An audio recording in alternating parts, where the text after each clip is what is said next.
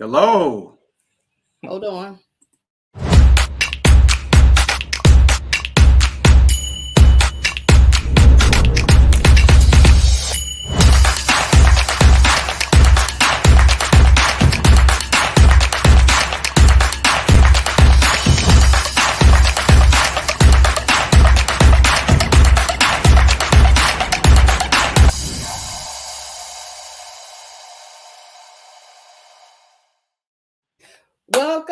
Welcome to our special edition episode of Ready, Set, Talk.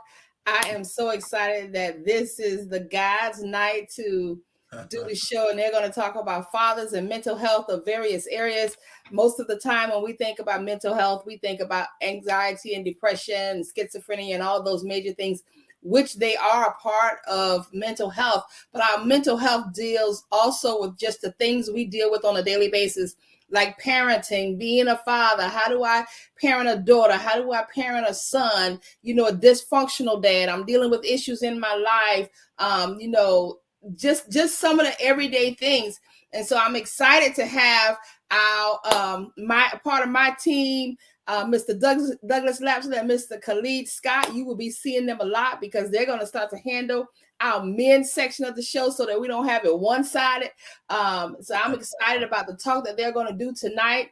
Invite somebody, grab a cup of coffee, invite another dad. Let's talk, let's dialogue, ask them questions, send comments, whatever. Just get involved. They are here to talk to you tonight about several topics. So I am going to leave the scene and I am going to turn it over to the guys, Mr. Lapsley and Mr. Scott.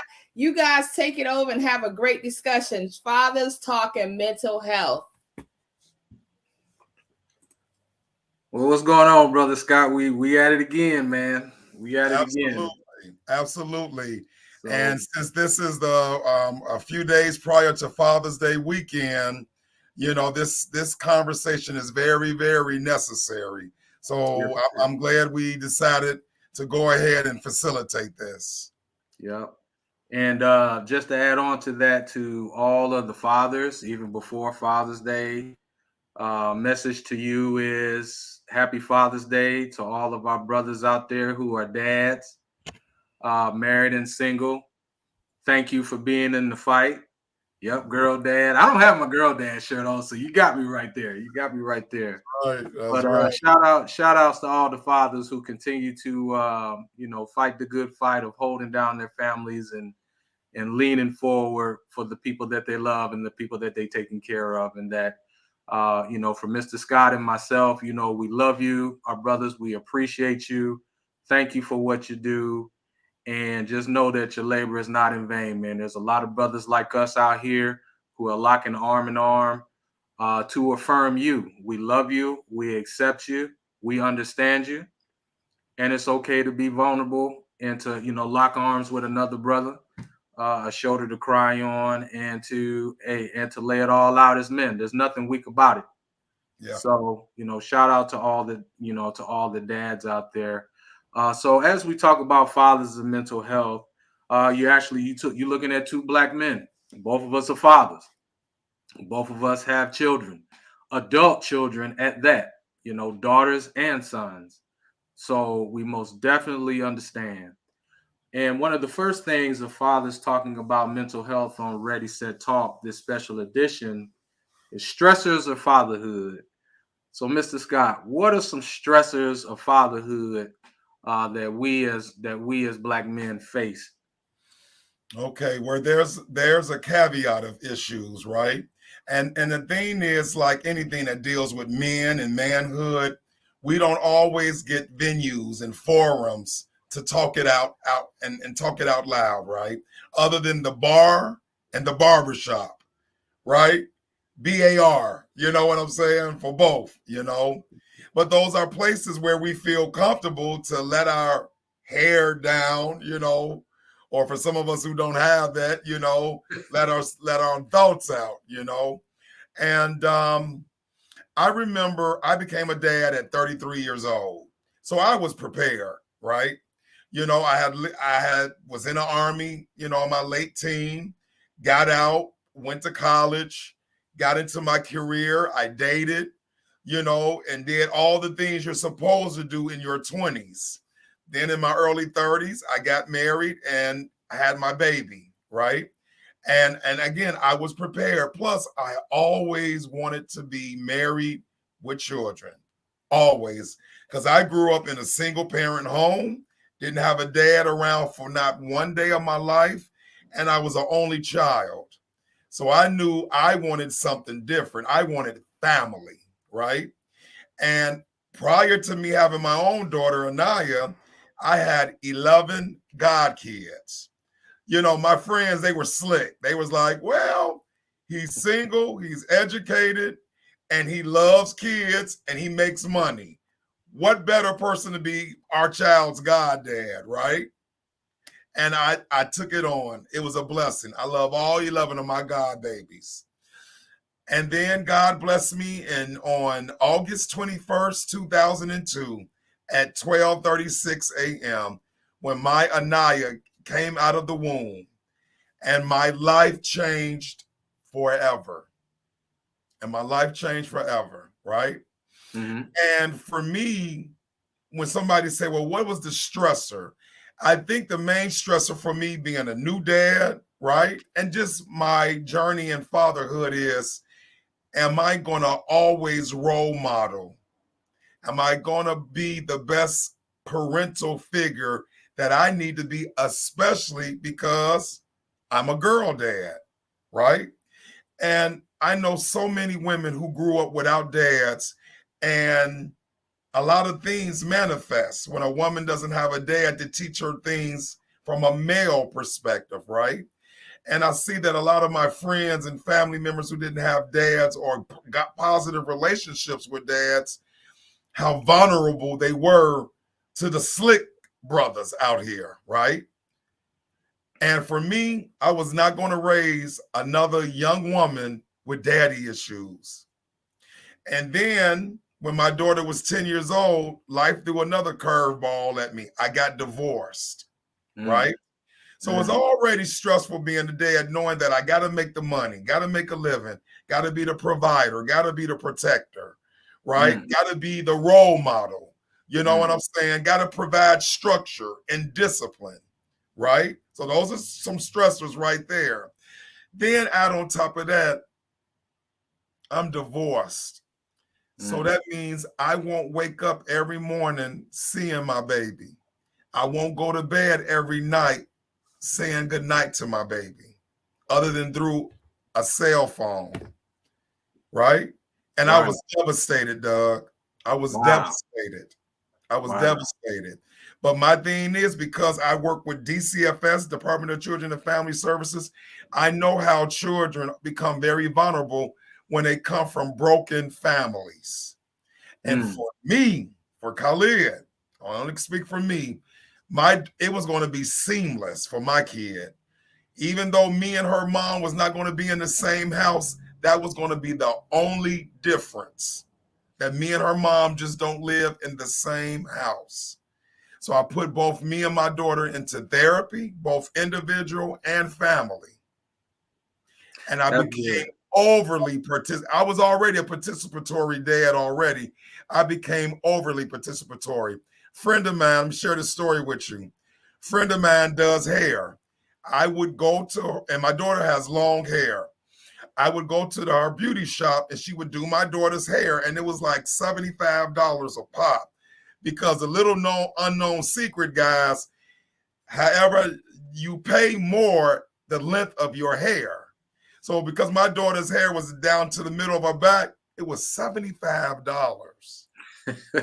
So I sat up there and I was like, let me pay attention to how Loretta does my daughter's hair, how she washes it, conditions it, dries it off, and flat iron. So then I said, Loretta, what do I need to do so I can do this in between time? She said, Khalid, go to Target and get some ceramic flat irons. So I went to Target, got some flat irons, and I learned how to flat iron my daughter's hair, right? I was there when my daughter had to get her first underwear, right? I didn't think I would ever have to be the one to do that. Right. And when my daughter was 12 years old and womanhood came about, I'm the one, because she was with me that week. I had to go get my daughter, let her come home and freshen up, and then we went to Target, right? And I remember having to call a friend of mine. Mm-hmm. And I said, help me, sweetie, because these girls at Target ain't helping me. And I was sweating. Like, I don't know what to buy for womanhood stuff. So my friend was like, Khalid, FaceTime me.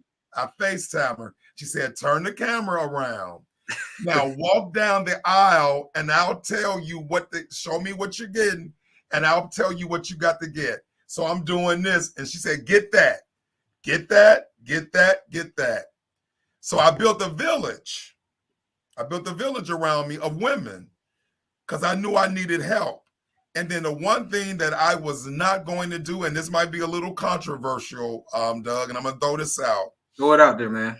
I noticed that a lot of my male friends who break up or get divorced, they immediately get into a new relationship with a woman. And they go into this, well, I'm divorced from my wife. Might as well, if it appears, let me divorce my kids and let me pour all that attention and energy into this new woman. And if she has kids, these become my kids. And with my kids, well, they mama, she's straight. I'm paying her child support. I only see my kid on every other weekend. So they covered over there. Let me get into this new part of my life. That was never an option for me. That's solid. This is mine. Right. This is mine. And I'm supposed to take care of her. So the stressors that normally people would have had, I had to make sure I eliminated them. And how I eliminated those stressors, I was being proactive. That's and good. I built a village. That's good. I like when you said that, pretty much, as a divorce, but so you were a single dad. Yes. And what you did was you taught her how to be a respectable, credible adult, but it took a village of women to teach her how to be a woman. Right. And I think that's a big thing. And it's and there's no knock on single parent dads, but I like what you did because I come from a single parent home. My mother was single, so, and I see the stigma around in today's society. We'll go ahead and get raw with it about how they look down on Black single mothers. Well, I'm the product of a Black single mother. I got multiple degrees of military retirement whole time. And on top of that, been married for 26 years with a family. I'm a leader of my home.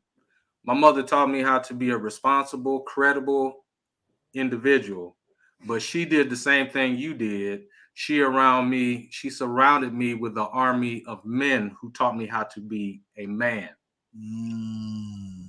That's what she did. So it does really take a village to raise a child. And the core structure of family is that village. And so sometimes it's not always not internal, sometimes it's external. Because my mom worked on the police force, so she worked alternating shifts. Wow. So sometimes I come home from school, she would be there. Sometimes she wouldn't be. There were some times where I had to iron her clothes, because she'd be so tired. I would have to iron her uniform. I was just a single Black child. You see what I'm saying? I was what they call in psychology a latchkey kid. Yes. That's what we're called. Yes. The parents are out making it happen for us, but we're at home by ourselves. Correct. So I came from that pedigree. And then, growing up, I'm, just like with other single parents, I just had a host of men who taught me how to be a man. When I was out there in the streets, they pulled me to the side. My mother made sure she surrounded me around the right people, spiritual, work-wise. And then I really became a man when I joined the Army. And I surrounded myself with other men who were men of God. Some of them were D9, some of them was frat, but all these men were leaders of families that I ran into. Yeah. And they taught me how to be a leader of a family. And my wife and I, we started out young. I mean, we were 22 when we had our first child, and we wasn't married yet. So I'm on the other end of that spectrum. I did it the hard way. Everything it was the hard way for me. Right. While I'm still trying to figure out who I am as a man, I'm also figuring out who I am as a father. Right. Because I had all these great examples of fathers and men who taught me how to be a leader, but a consistent mentor to teach me how to be a father. Yes. And that was the good thing. I knew how to lead, but not follow, but not father. You get what I'm saying? Absolutely, I do. Well, they are two different things. And one of the stresses of fatherhood that one of the main stresses of fatherhood, because we got 1, 2, 3, 4 more topics, is ignorance and lack of information. That is a huge stressor of fatherhood, is that when you come from some of the type of backgrounds that we come from, you only model what you know. You model what you know. You model what you know. So the stressor is the ignorance of not knowing everything about what entails a father. And then as Black men, we carry the weight on our shoulders. Okay, we're supposed to be providers. Call them the 4 P's: the providers, the protectors, the problem solvers, and the procreators. Those are the 4 P's. But who taught me the mechanics of the 4 P's? Ooh, nice. See, it's easy to say that here's what a father is. He is a provider. He is a protector. He is a procreator. He's a problem solver. Okay, but where are the mechanics in those four categories? There has to be mechanics. Are you a functional provider? Are you a functional problem solver? Do you know how to solve problems? You see what I'm saying? We already know how to procreate. That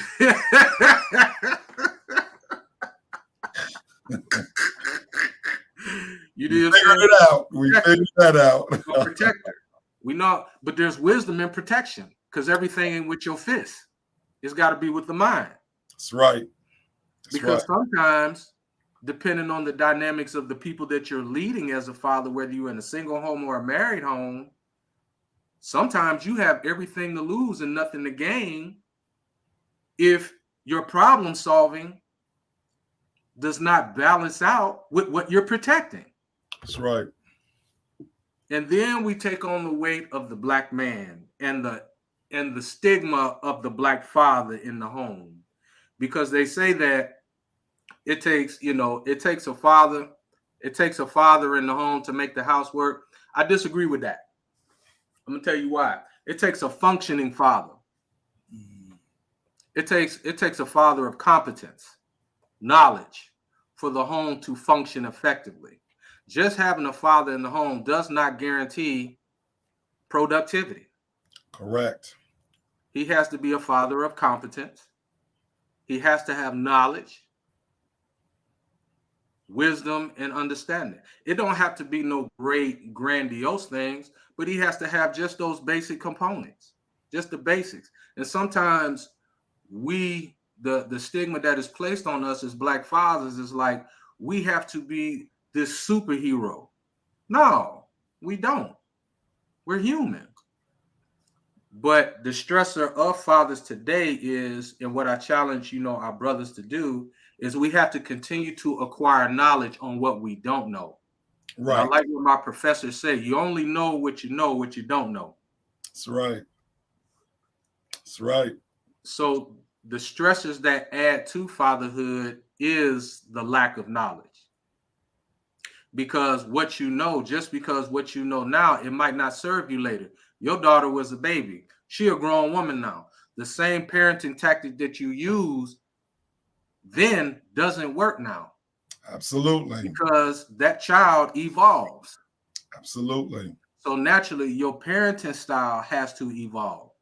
The level of stress that you're going to face as a father is going to evolve, because as a parent, and particularly fathers, we have not prepared our children for everything they're going to face, because we haven't faced everything they're going to face.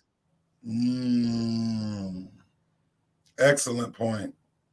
Excellent. So we can only give them what we know. Wow. Teaching them, telling them what to do is one thing. Teaching them how to do it and how to think and how to use problem-solving steps is another. So I can tell you, you're supposed to get up to go to work on time at such and such and such. You're supposed to do this. Okay, now let me show you how. So the stressor is that lack of knowledge. But what do you think about the dysfunctional dad? What do they mean by the dysfunctional dad? Because we've been hearing that. I've been hearing it, in this modern day space, in the stigma pertaining to Black men, and particularly Black fathers. What do they mean by the dysfunctional dad? Yeah. Well, Doug, my interpretation of the dysfunctional dad is somebody who hasn't broken generational curses. Right? So I know a young man, he's around our age, and he has multiple kids by multiple women, right?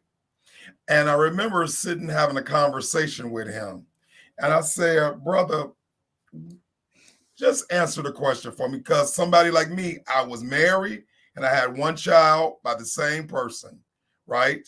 And heck, if I think I wanted another kid, I think I would ask my ex-wife, marry me, and let's have another child together. So our child or our children would be from the same mom and dad, right?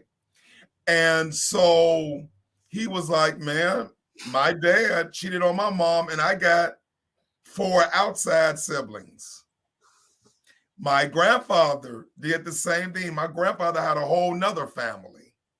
So I said, it didn't behoove you to think, man, I knew how that felt growing up, knowing that I had outside siblings, that my mother was heartbroken to know that, man, her husband stepped out of their marriage and made babies with other women.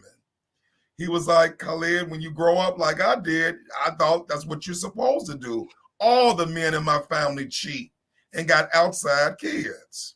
So for me, when you think about dysfunction, it's a maladaptive behavior pattern. That's what I think of a dysfunctional dad. And then also, to add, a dad who doesn't get it, who continue, what is the definition of insanity? When you keep doing the same thing and still getting the same results, right? Every lesson that's been brought in front of you, you're supposed to learn something. It's supposed to be a takeaway, and you're supposed to do better when you know better. So for me, the dysfunctional dad is this person that was like, wow, I'm not getting it. I work overtime and I'm not spending time with my kids.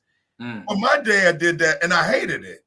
So if your dad worked 12-hour days, came home, gave you a kiss on the forehead, ate dinner and went to sleep, and you knew for when you came an adult, like, man, I didn't never spend any quality time with my kids.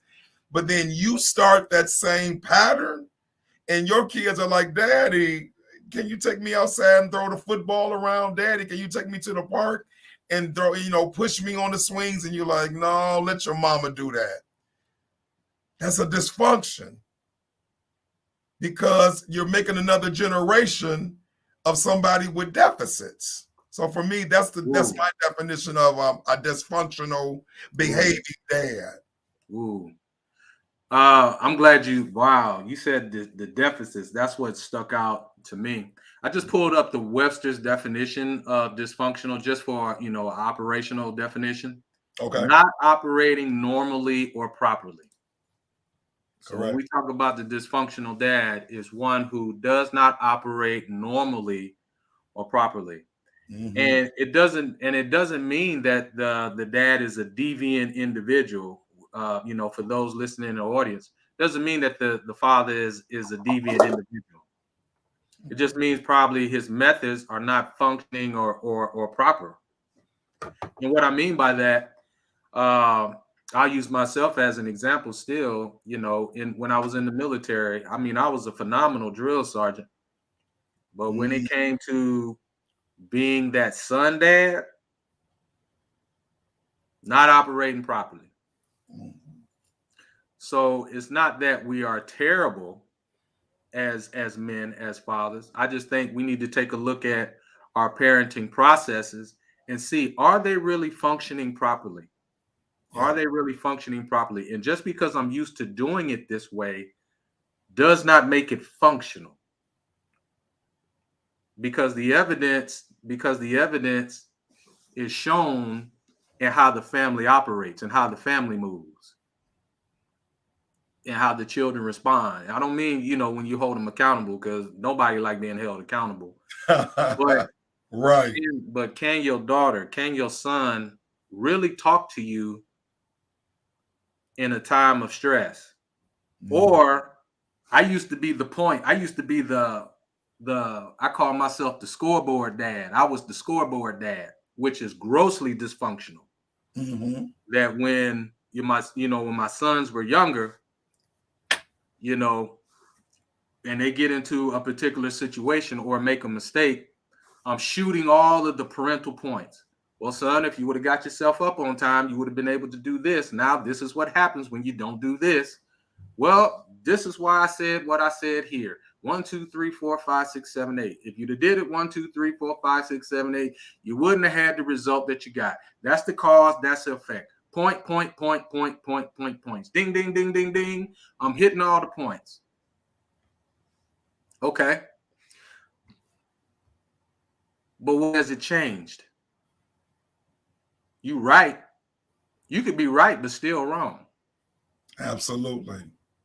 You could be right, but still wrong. You can, and my wife said it so eloquently one day, and she was talking about you could be so right that everything, that it just goes left. So what does it really cost to be right?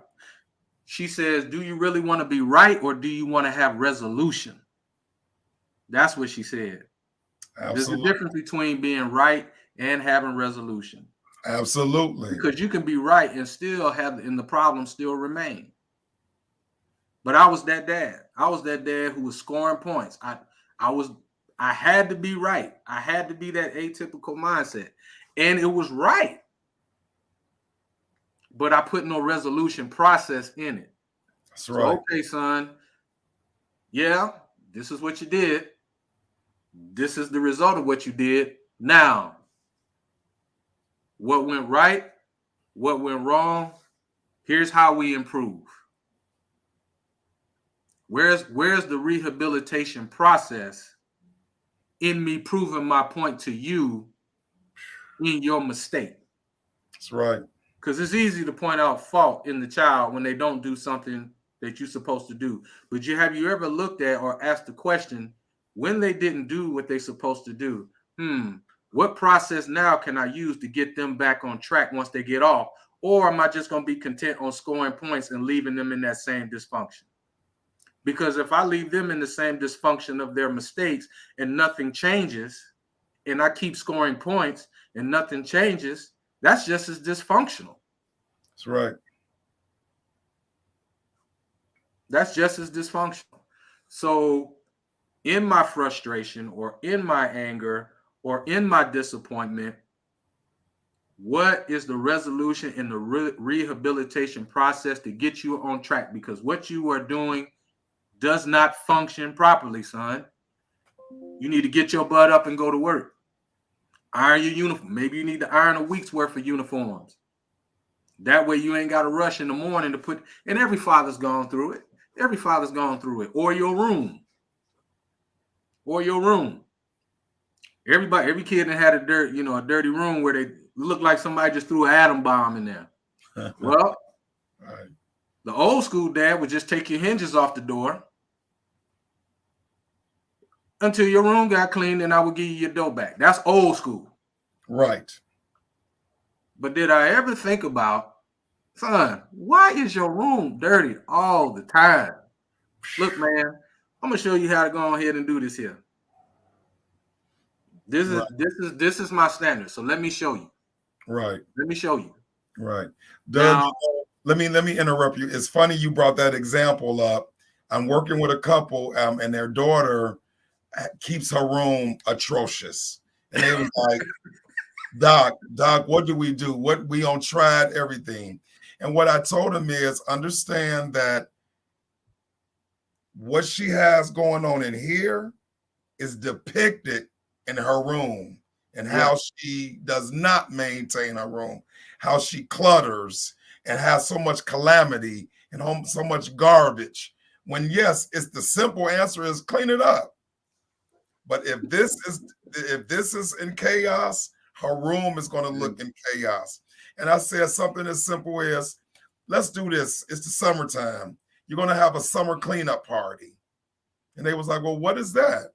I said, well, what you'll do is all three of you all, mom, dad, and daughter, you're going to go up to the room. You're going to order a pizza. You're going to have some Pepsi. And you're going to sit up there. You're going to play some music, and preferably the music she likes. And you all are going to clean up her room together. But she's going to be in charge of the cleanup, meaning she's going to say, well, I don't need that anymore. We can get rid of that.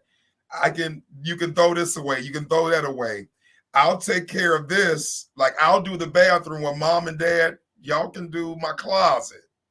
But make it a party. Make it something where it doesn't feel like a chore. Make it feel like it's very family participatory. Right. And then do it once a month or however until she gets into the habit of saying, you know what? I don't need mom and dad in my room like that no more. I got it. Let me go ahead and do this. Yep, that's good. But the chore is getting mom and dad to get to coordinate schedules to do it. So I said, if you are having a hard time doing this simple thing I told you to do, then imagine what she's thinking when you all tell her, clean your room. Mm-hmm. So it's got to be a joint effort. Because what the dad did, he went and cleaned it one day, and it was back dirty 2 days later, and he was upset. So us men, we think logically. Clean it up, don't mess it up, you're good. Right. You did not address, like you were saying, you didn't address the underlining issues. What's all this stuff going on down here that surfaces up here? Yep. Yeah. I found cereal in I think almost every black parent could do this. The cereal bowl under the bed. Matter of fact, let me go even further. Dried up cereal with the milk in it, with the spoon stuck under the bed. I'm like, yeah. What is this?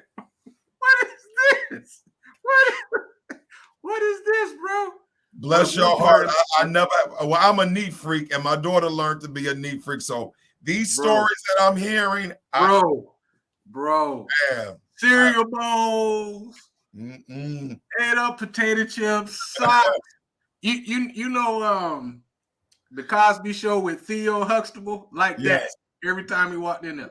Ooh, so one time, I just went in there one time, and he thought I was going to, my oldest one, Sean, he thought I was just going to snap. And the room was just like, it looked like an atom bomb went off in it again. And I just hung out in there with him, played the game with him, talked with him.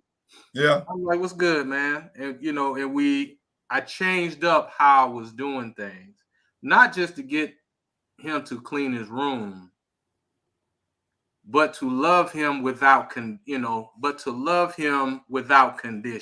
Right. That every time I walk in that room, it shouldn't be a lecture. It shouldn't be a condition. It shouldn't be a condition for our conversation. Correct. Like that. Correct. So well, he's a grown man now. Now he is a neat freak. He is a neat freak now. Yeah. But back then, I used to pick with him. When we started getting that relationship going, I would walk in the room.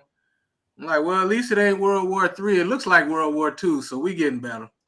I'll be like, what's good, bro? Then I'll be like, oh, it's World War I. All right. Well, looks like we in Vietnam, so he getting better. And, we would just make fun of each other and like that. But yeah, man, the dysfunctional dad. What are we doing that is not working, but yet we're so familiar with what works, we're applying what works that don't work? That's what creates the dysfunctional dad. And that doesn't mean that the dysfunctional dad is a deviant low down, Right. just scum of society individual. It's just, what are you doing that's not working? That's what makes it dysfunctional. It's the same thing you do on a job. If you do some same thing on a job and it's yielding bad results, it's dysfunctional. Correct. That don't mean that the father is, or he's a bad human being. I just think we need to look at changing our processes as dads. Correct. And you stick with what works, and as a father what works, because you see the result of it in your family. Absolutely. And you know what don't work, because you also see the results of that with your family, whether you're married or a single parent. But all right, so since you got your girl dad shirt on, let's go ahead and talk about dad of daughters. Yeah. Dad of daughters. So as you see, anybody who knows me know Anaya Scott. That's my partner in crime. That's the greatest gift I received from God, and I will debate that with anybody, right? I grew up with a village of women around me, right? And my mom, my grandmother, my aunts, my female cousins, they were women who were mistreated by men, right? Mm. And I'm the first grandson, first grandchild born. So for my life has always had this premise of I have to protect the women in my village. Even if you ask my girl buddies, these are women who I'm friends with, I'm like their big brother. I'm very protective of women. I'm in social work. I work with a bunch of mothers, female clients. I'm a protector of women. So I've been called a simp before, or a Russell Wilson Jr. Whoa. Yeah. Whoa. And I'm like, you know what? I take it as a compliment. Keep it coming. Whoa. Keep it coming. And because I'm okay with it. Because I hate hearing women say, or Black women say, we are the most unprotected women in the world. And I'm like, no, you got guys like me out here. But the bigger picture says we're not being protected by our men. So for somebody thinks I'm a Russell Wilson Jr., because look what that man did. He married someone who had a child, and he gave her a good life, a wonderful life, and he readily accepted her child. That's some good stuff. And if that's what you want to call me, I'll take that, right? That's powerful. Again, August 21st, 2002, 12:36 a.m., Little Company of Mary Hospital. God gave me the greatest gift, Anaya Kathleen Scott. That's good. From that day on, I understood the assignment. Yeah. Understood the assignment. Yeah, and there's no simping with protecting your flesh and blood, bro. Absolutely. That's not simping. That's divine design. You take care of your blood. Absolutely. There's no simping in that. Right. And let me throw this out. I remember when I got divorced, and I told you, I remember posting a video or a picture of me flat ironing my daughter's hair. And I remember one of my buddies like, Khalid, why'd you have to show that? That looked kind of, suspect. Then when my friends heard me that I'm not going to bring another woman, let me throw this out. When I was at divorce court, last day of hearings, I asked my ex-wife, do not bring another man over my child, because I will not bring another woman over her, because you are her mother and I am her only dad. That's respect. Now, people was like, Khalid, you have no right telling a woman that she can't do. I said, I threw it out there. And I knew on my end, I wasn't going to bring another woman over my child.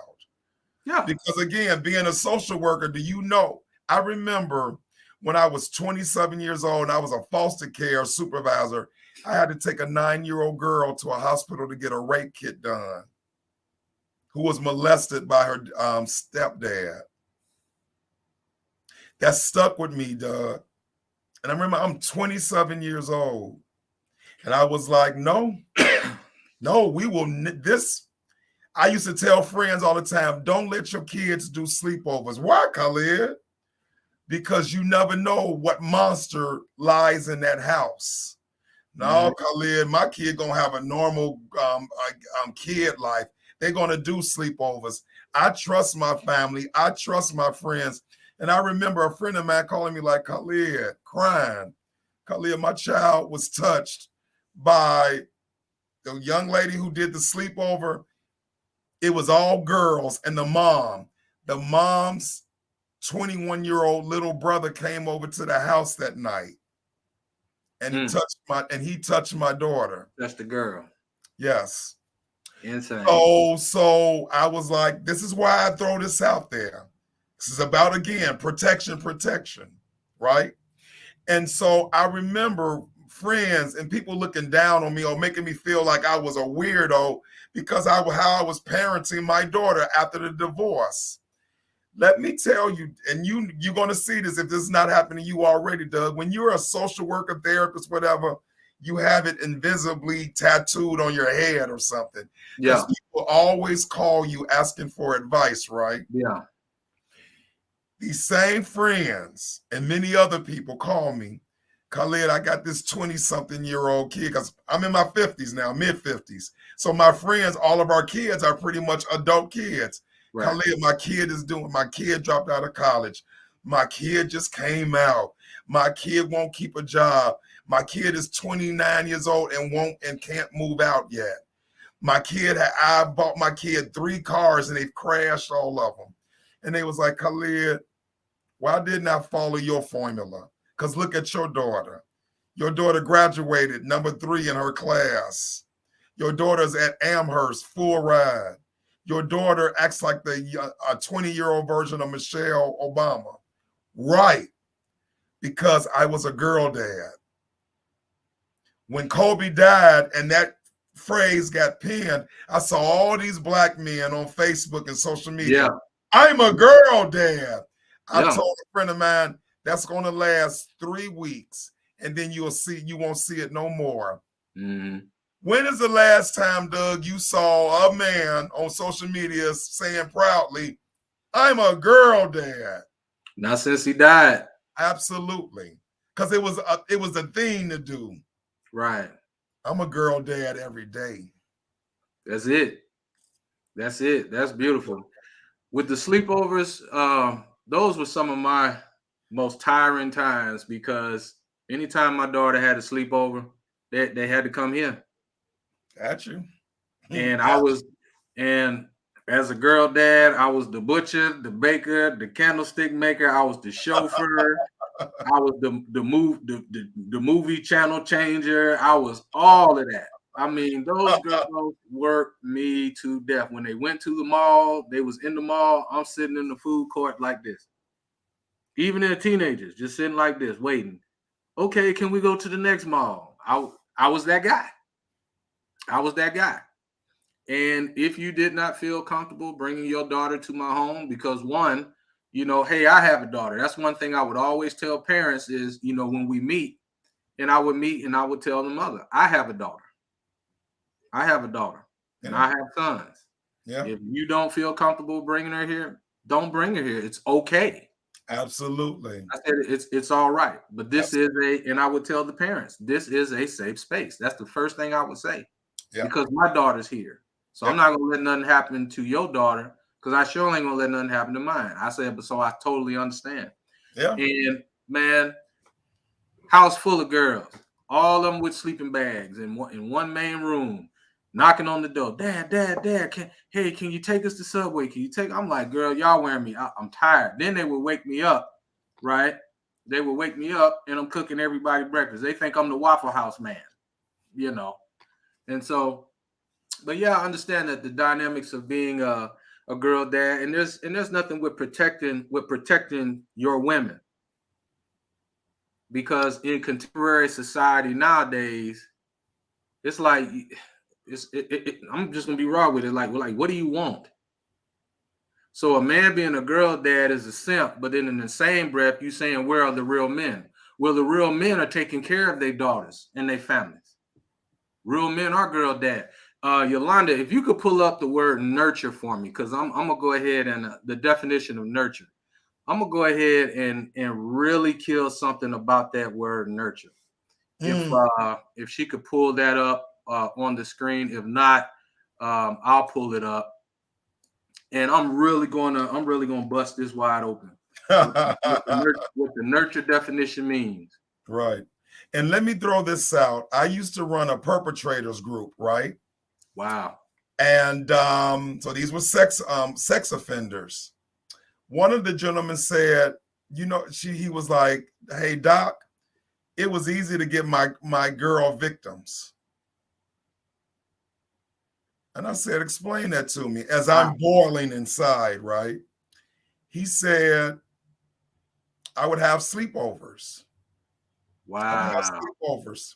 And he said, "Khalid, it would be funny how people would just drive up and let their daughters get out the car and wouldn't even come up to the front door and shake my hand." Wow.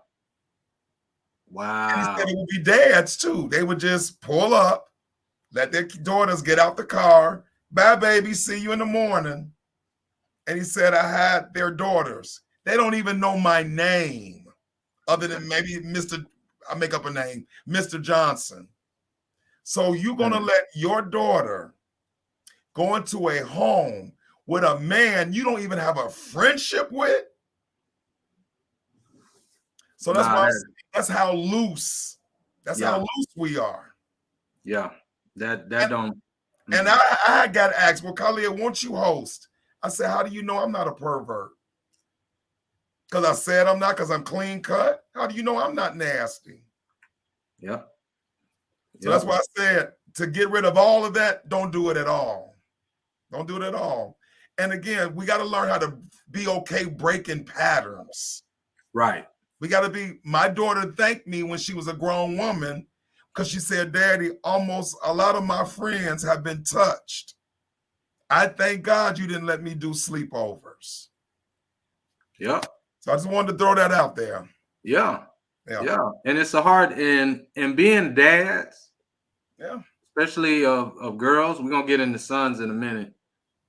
But being a dad means sometimes you just got to make the hard decision and be comfortable with being the bad guy. I'm good with being the bad guy because my intent is right. Right. That's right. That don't make me a simp. I'm good with being the bad guy. Absolutely. Because if the bad guy is in the interest and the safety of my family, especially my daughter, I'm good with it all day. Like one brother said, I'm a benevolent dictator. I like that. I like it. But check this out. Here's the definition. Nurture, verb, care for and encourage the growth and development of. When was that definition ever feminine? That's what gets me, because they say women are nurturers. Okay, I'm about to bust your head. Men are too. We just do it in a masculine way. Women do it in a maternal way. We do it in a paternal way. The way we nurture, because guess what? We nurture what we protect. So that girl dad, that's a nurturer. Through his protection, his provision, his problem solving, his love, his care, straightening her hair, washing her hair, all of that. That's how he nurtures and cultivates his child. That's his blood. A man always nurtures what he protects. It's just not maternal. It's paternal. It's not feminine. It's masculine. So a man is just as much a nurturer as a woman in his own design. We nurture what we protect. That's right. Bottom line. So for all of the men and women who probably listening, a man is a nurturer. He's a nurturer. Because when you think of a garden, when you think of anything, whatever he puts his time and his energy and his effort in, he's nurturing it. Even if he got that nice, you know how some people got those old cars and they put it in the garage and they fix it up and build it and put the engines in it from ground one. Whatever he or she puts their time and effort and energy in, they nurturing it. So a man is a nurturer just like a woman. It's just that he's masculine with his, while a woman is feminine with hers. That's nurturing. But yeah, dads of daughters, yeah. And in this particular day and age, and some of the foolish, unqualified, uncredentialed advice out there, because that's really what it is, right? About what a woman should be. Your woman should be this. Your woman should be that. Okay, you talking about somebody's daughter, bro. And the very woman you talking about probably could be my daughter one day. That's why she is under my nurturing protection, because I'm hearing the foolishness that you spewing out. Absolutely. And the reason you don't hear about a lot of us like you and me, because we too busy nurturing what we protect. That's right. That's why you don't hear a lot about us. We too busy doing the work. Correct. So let's go to father and sons. So father and sons it's a different dynamic, because our young men. I like the book by it's called Raising Black Boys by Dr. Kwanzaa Kunjufu. Mm-hmm.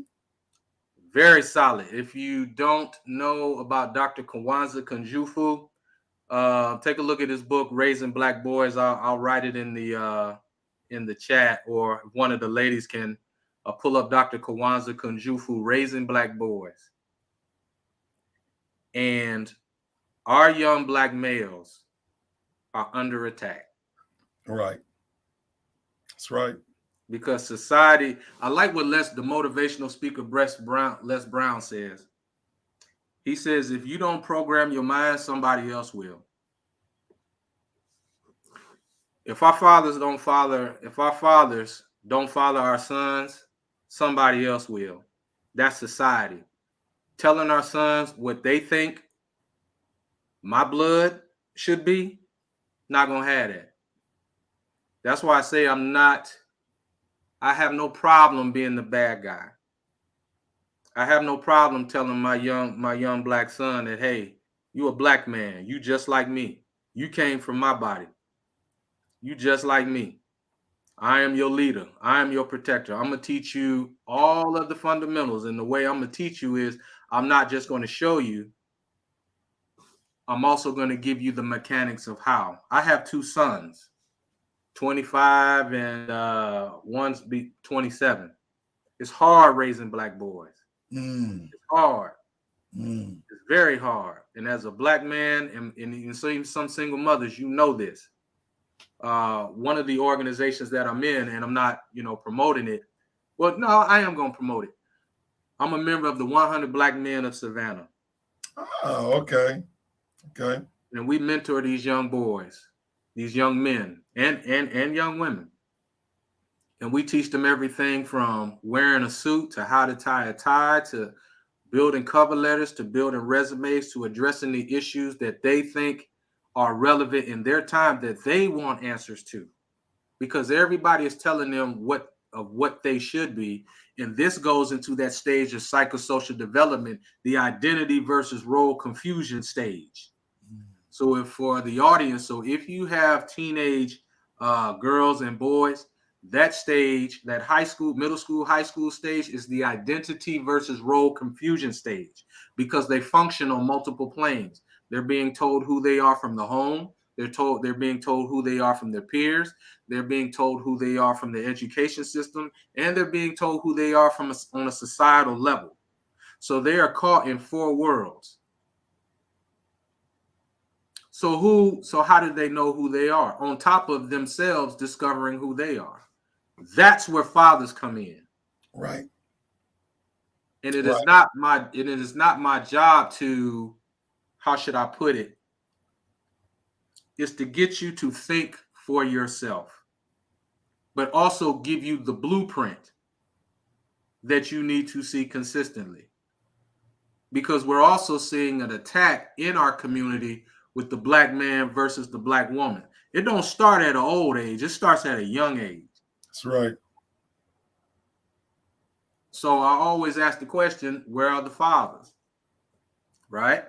Correct. Father and sons is a daunting task, and it's a thankless one at that. Correct. It's a thankless one, but it's one worth doing. You got to roll up your sleeves and get your hands dirty with these young black men, because everything is pulling on these young black brothers of what they believe that they should be, but according to what they think they are versus what you know they can be, if you allow them the space to discover the potential that they got for themselves. But it takes a black man to show them. And every time with the 100 black men, when we show up, we always in suits and ties. Yes. Because you're gonna see a standard. James Baldwin said this: the paradox of education is precisely this. When one becomes conscious, one begins to examine the society in which he is being educated. Children seldom listen to their elders, but they never fail to imitate them. Boom. That's right. That's right. So as a black father, I'm setting a standard. Right. So let me show you this. Hold on. So I don't have birth sons, but I'm a mentor. And I've been mentoring 25 years. And I have 7 godsons, right? Mm-hmm. And for me, mentorship began when I was being mentored 16, 17 years old by 2 black men at my first job I've ever had in high school. And I asked them to mentor me because I didn't have male figures around, consistent male figures around. And they did it without hesitation. And my thing is, let me give back, because I know the wonderful thing that Winfred and David did for me. So let me give it back, let me pay it forward. 25 years later, I have phenomenal mentees. And one of the things that I witnessed, that a lot of my mentees, like the ones who didn't have dads, they fought me a little bit more.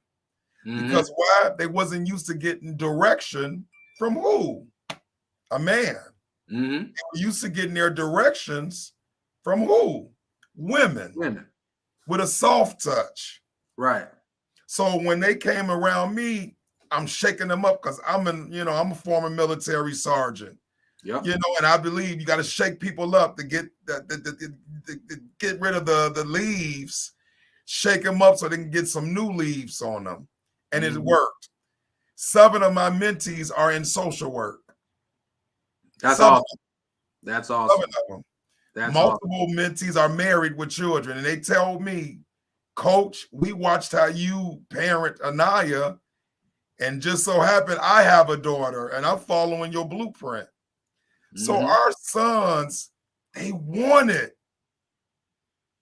They want it from us. They join gangs because what? The gangs make them feel accepted. They like arm in arm with other men. Absolutely. So they're thirsty. They're hungry for male attention. I told anybody, do this as a man. In the summertime, when you take your kid to the park, right? Watch how many other little kids will come up to you because a man is present. Or go into your kid's classroom, right? Randomly. And watch how the other kids respond by a man being in the room. I remember when I used to go and pick up my daughter's report card every semester, when they had parent-teacher conference. Slowly but surely, I saw more dads showing up for report card pickup. When I first got started, I used to see women being there. But I'm like, dads, we got to participate so our kids know we're invested in their academic career. The only thing we got to do, and I said this in the beginning, show up, participate, and we'll get what we want from our children. That's it. Got to be active. That's it. And it's a bloody fight. Yes. It's not clean. Yes. And as a father and sons, sometimes you got to stand in front of your family and in front of your sons in the most embarrassing situations. And there's one thing about, and there's the feed for the 100 Black Men in the Savannah area, but you can also go to the website for the national one. Let's say if you're not in Savannah, Georgia, there's a national website, and you can find a chapter where you can get your young your boys into these programs. They got everything from a youth leadership academy. They got Wall Street investment academies. They got what is called courts and session academies, to where they're being mentored by judges and legal attorneys if they want to go into the legal profession, the medical profession, you name it. The 100 Black Men Incorporation. That is our soul. That is the sole function of that. That's the sole function of that. But now, good, bad, or indifferent, father and sons, it's a bloody business. There was some times to where, and I'm just being transparent, there was some times to where I would have to stand in court. And I tell my wife, you are not going to step in a courtroom ever. And my son had, minor trouble. But in Georgia, minor trouble, they would try to nail you to the cross like you are God's enemy. Right. We had to go to court. So naturally I showed up in my tie and my bow tie, and it was like, hey, Mr. Lapsley, stand on up. He messed on up. Is there anybody with you? I said, I'm here, Your Honor. And he was like, who are you? I said, I'm his father. My name is Douglas Lapsley. And he was like, okay, tell me a little bit about yourself, Mr. Lapsley. And I read in my resume, background, son of a retired police officer, retired military veteran, married for 26 years, multiple degrees in this, and that, active in my community. Then he looked at my son and said, okay, $200 fine. Don't ever let me catch you in here again. You understand me, son? Yes, sir. And walked out the courtroom. What if his mother was there? You know how many mothers judges see all the time? Because mothers is like, yeah, I know he shot up 100 people, but he's a good boy. Right. And one thing about mothers is, good, bad, or indifferent, they will defend their child. Right. So why not fathers in that aspect? That's why I say for us, it's a bloody business, because you got fathers that do that. Right. Good, bad, or indifferent, we got to lead from the front with our men. And there's a lot of us that do it. And one of the stresses that it adds to fatherhood is sometimes we don't get appreciated for it. Sometimes it is expected for us to step in and take the bullets for something that you created. But all we're looking for is appreciation and change. That's all we're looking for. That's appreciation and change and respect for the grind that we have to do. We'll run through the wall for you. We'll run through the wall for you even when you don't deserve it. Now I'm going to talk to real, I'm talking to the dads. We will run through the wall for you even when you don't deserve it, up to a extent. I'll work with you. I'll work for you, but I'm not going to work instead of you, son. You get what I'm saying? Absolutely. And that is the challenges that fathers face.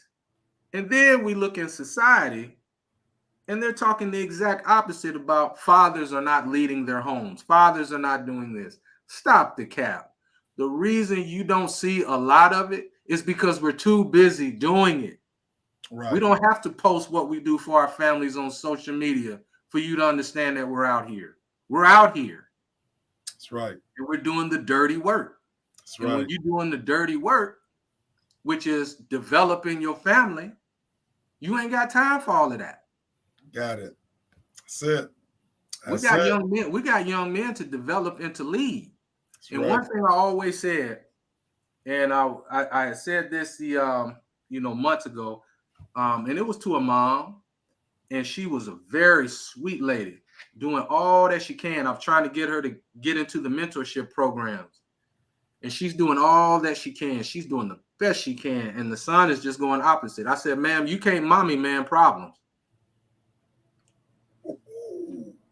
Wow. You can't mommy man problems. Yes. It's time for us to step in. That's right. Let him enroll him in this program. That's let us get him on another level. And he did fine. He did very, very well. But yeah, being the best father you could be, what do you think it is, Mr. Scott? Because I know we're running out of time. What's the best father? What do you believe the best father you could be? Simply put, right? Again, I said I didn't grow up with a dad, right? But I did have 2 TV dads. One name was James Evans Sr., and one name was Heathcliff Huxtable. Yeah. And I think a lot of us, those were our dads, right? Yeah. And hindsight, when I think about my parenting, I took the best of both. James was firm but fair. Yeah. And you knew that he was going to protect JJ, Thelma, and Mike. Heathcliff was the thinking dad. Yeah. He talked to his babies. He reasoned with them, and he role modeled to them. And he always was the calm before or after the storm. So I tried to take both and pour them into me, and it worked. Because not only are those my diplomas and certificates on the wall, they're my daughters on that wall too. I can't tell Anaya to be excellent if she didn't see excellence in me. Right. And that's really what it is. And hey, Dr. Vidania, I see you hopped in, and I know we're out of time. Yes. Is it okay if I give the audience, Mr. Scott and ourselves, we just give the audience a few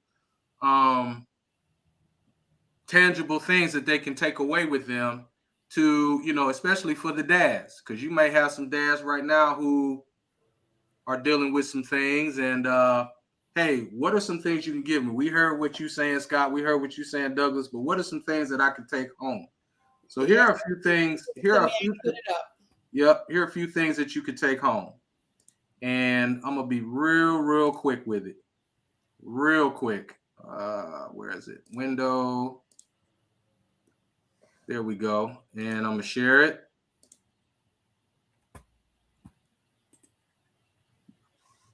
And let me make it a little bit bigger. Cry Like a Man. This is a solid brother, Jason Wilson.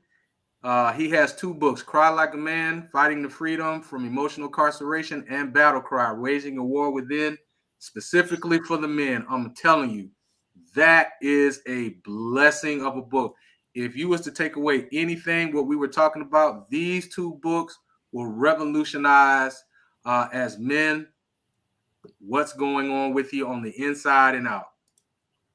And here's another thing. If you just want to have some different conversations and you want to change up, there's table topics for teens, table topics for family. If you married, man, couples reconnect. And hey, yeah.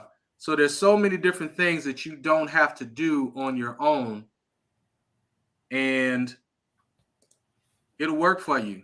Use these tools. They will work, and you'll be surprised the reactions that you'll get when you have these conversations. And when you read that book, you'll be really shocked. Good.